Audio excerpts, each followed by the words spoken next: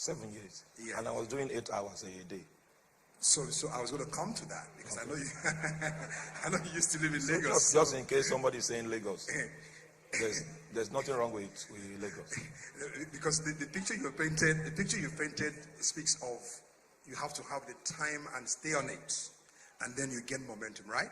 So, given the peculiar nature of our lives in Lagos, how many of us know what I'm saying? You spend time in traffic, you are tired, and all whatnot. How do you practically, and that brings me to the second question, emphasis on practically. How do you practically build a strong, consistent prayer life? The brother that came to pick me, that has been picking me up, I forgot to ask for his name, but we were in a discussion. Just before we came now, I heard the horn of a sheep, so I had to go observe it because I was a regulator. We were taking inventory of all the petroleum products that come into Nigeria, both on the vessels and in the tank farms. So what I did as my job was very mentally tasking and physically tasking. So I climbed tanks, those tanks you see in Apapa. I climbed them. I've climbed almost all of them. So, and you climb fasting.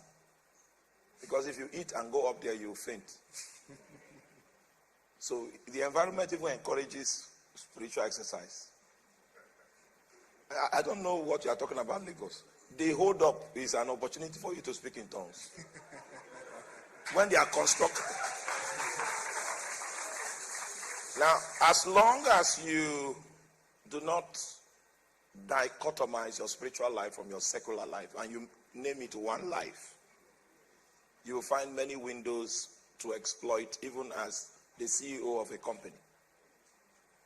So those days to go to work, we spent 3 hours on the road because there was construction, which was 3 hours of time. We spent another 3 hours to come back, that was 6 hours. So if you can find 2 hours on the vessel or 2 hours on the tanks, that's 8 hours. So of course the prayer you pray at those times, you're not concentrating fully. Woo! Because you're working and you're concentration is a function of use. Okay. In fact, I hear God better if we go to the bus station and the buses are blaring, the horns. It becomes very clear. Very clear. If there is silence, then there's a problem. I will need to look for noise. But beyond the noise, it's because you have to engage your mind in your day-to-day work. The noise helps me relax. It helps me yield. That's why I want the keyboard man to play, because it helps me yield. If there's sound, I yield. Whether it's horn sound, keyboard sound, flute sound. You will find yourself as you travel. You will find yourself. You will know your texture. You will know your formula. It's all in the Holy Ghost. And when you find it, stay there. So you can always find 8 hours, no matter how busy, a doctor, a nurse, a banker, you can find 8 hours that you can engage. Because the Lord will give you capacity to multitask. I calculate and pray in tongues. We do tank inspection and pray in tongues. We do fiscalization and pray in tongues. So they know that I say something. The people I work with, they know that I'll be saying something. So they are used to me saying something. So I was building capacity.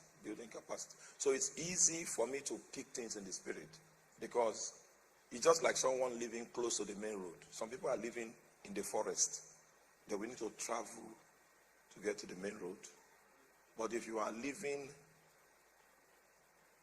on a certain plane, it is easy for you to jump on it.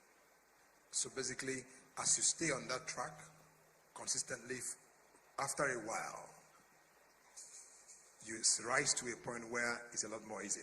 It's a lot more easier. And that determines how God can use you.